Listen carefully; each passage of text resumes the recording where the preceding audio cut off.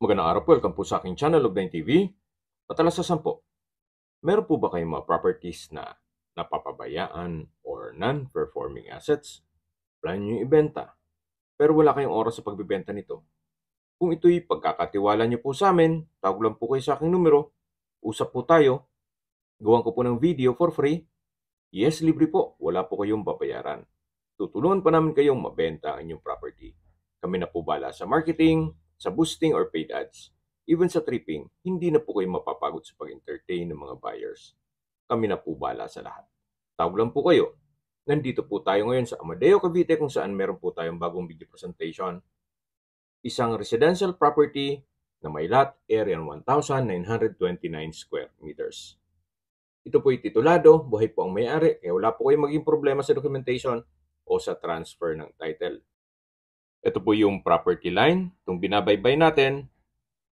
Ito pong side ng may steel na structure, yan po yung property binibenta mismo. Ito pong kabilang side ay hindi na po kasama yan. Pero ang plano ni owner ay lalagyan po ng bako dito. Yan po yung structure na made of steel na pwede nyong gawing warehouse o di kay pabrika kung meron man po kayong mga production na negosyo, magagamit nyo po yan. Ito pong structure na to ay may portion na hindi kasama kaya malamang ililipat po yung water pump sa loob niyan. So dito po sa side na to ay patag na patag po yan. Then meron pong elevated na portion ng lupa na kung saan meron pong bahay. Mamaya po ikutan natin. Ito pong area na to ay marami po kayong pwedeng i-project dito. At yan po yung back view naman nung metal na structure. Then, yan po meron pong concrete fence. Matatanaw nyo, kung mahilig naman po kayo sa manok, pwede rin po itong gawing game farm. Actually, ito po sa kabilang side, marami po silang manok. Then sa dulo po, meron pong another structure na kung saan dun po nag-sparring yung mga manok. So, tungkol naman po dito sa mga tipis, well, yan po ay iba nagmamayari niyan. Pwede pong tanggalin yan once na ma-acquire nitong property. So, dito po may ilang fruit-bearing trees gaya nyog, mangga, at kung ano-ano pa. Ito po yung tinutukoy ko na another structure na nasa loob po ito ng property na kung saan dyan po nag-sparring yung mga panabong na manok. May mga ipapagawa na rin po ito gawa ng sa kalumaan niya. Kaya hindi na po may iwasan ang mga komento na ito'y may mga ipapagawa. Linawin ko lang po, si owner po is selling this property as lot only. Hindi niya na po prenesyohan kung ano man ang nakikita niyong structure at alam naman po niya na medyo dilapidated na ang mga ito. Kaya they are selling this property as lot only. At mamaya po sa dulong parte nitong video, pag-usapan natin ang presyo nito at yung distance, location at travel time.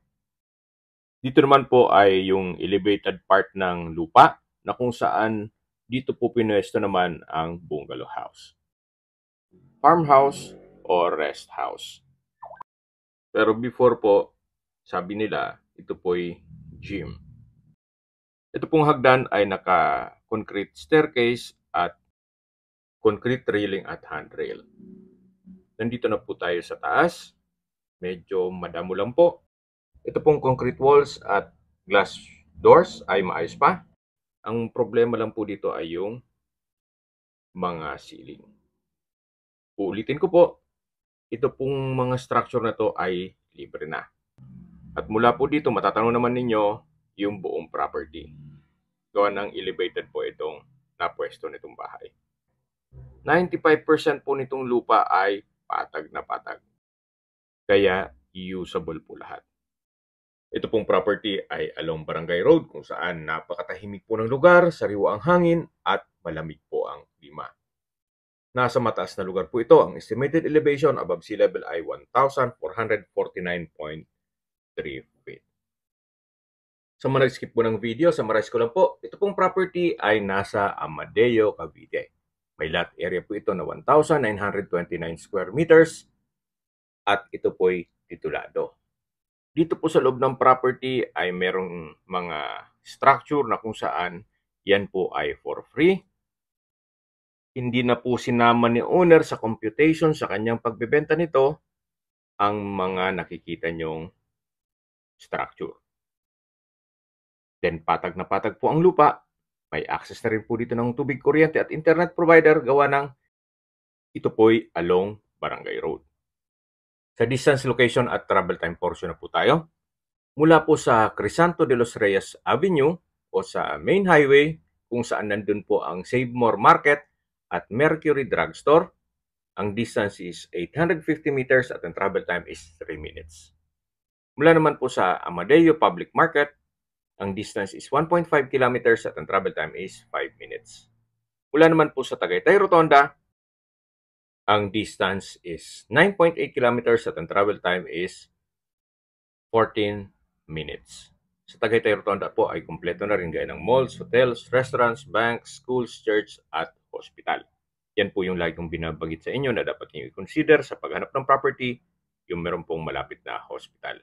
Hindi ko naman po sinasabing sakitin kayo, yan naman po ay for emergency purpose lang naman.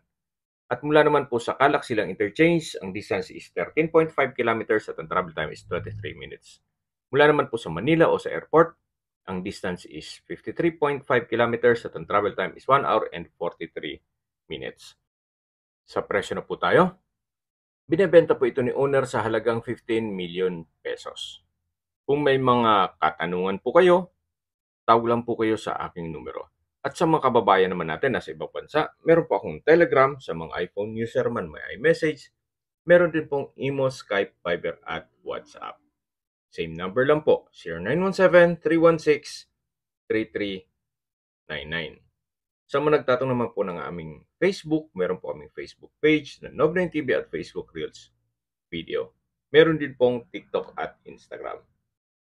May ibang YouTube channel po kami na The Nov9TV channel at Nov9TV listings. Sana po naibigyan yung aming video presentation. Paki-like and subscribe na lang po sa aking channel para ma-update din po kayo sa aking future listings. Kung sakali po hanap nyo yung mas malaking sukat na lupa, meron din po kami ibang listings na pwede nyong pagpilian. Huwag po kayong mag-atubiling tumawag sa amin, then let us know your budget para malaman namin kung anong property pwede namin ilok sa inyo. Sa lahat pong viewers, subscriber at nagtiwala po sa amin, salamat po sa suporta. Ingat po kayo lagi at yung pamilya. Maraming salamat po.